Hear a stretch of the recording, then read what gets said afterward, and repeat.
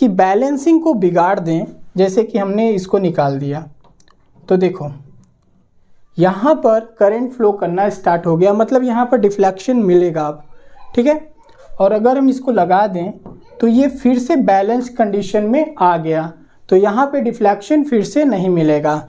Hello दोस्तों, इस video में हम प्रैक्टिकली समझेंगे व्हीटस्टोन ब्रिज प्रिंसिपल क्या कहता है, ठीक है, और फिर उसके बाद हम उसको डिफाइन करेंगे। देखो, इसको समझने के लिए हमने यहाँ पर 4 रेजिस्टेंस लिए हुए हैं, P, Q, R, S, 4 resistance लिए हुए हैं और एक गैल्वेनोमीटर लिया हुआ है, ठीक है, और एक स्विच है और एक सेल लगा हुआ है, ठीक है।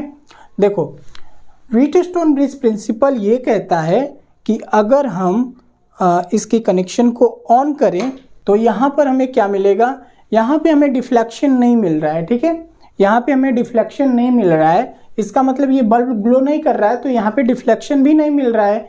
तो इस केस में जो हमारा ये ब्रिज है वो बैलेंस कंडीशन में है, ठीक है, बैलेंस कंडीशन में है। तो यहाँ पर जो P/Q की वैल्यू है, P/Q की वैल्यू है वो R/S के बराबर होगा, R/S के बराबर होगा, ठीक है।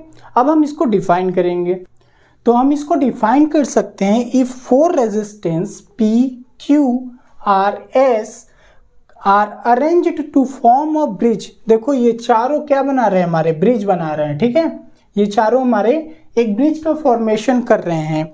और क्या हमारे पास है, यहाँ पे सेल कनेक्ट है, and a cell small e and key connect between A and C. जो हमारा ये सेल है और ये हमारा जो की है वो कहाँ कनेक्ट है, ए और सी के बीच में, ए और सी के बीच में कनेक्ट है, ठीक है। और क्या है, अ गैल्वेनोमीटर कनेक्ट, यहाँ पे जो गैल्वेनोमीटर है वो कनेक्ट है कहाँ पर, बी और डी के बीच में, बी और डी के बीच में, ठीक है।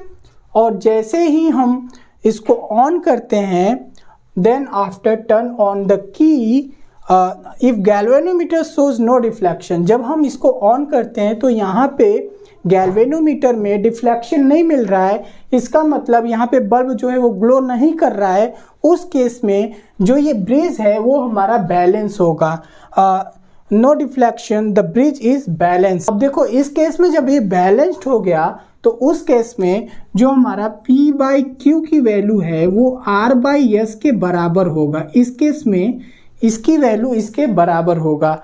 आई होप आपको ये टॉपिक समझ में आया। मिलते हैं एक नए वीडियो में एक नए प्रैक्टिकल के साथ।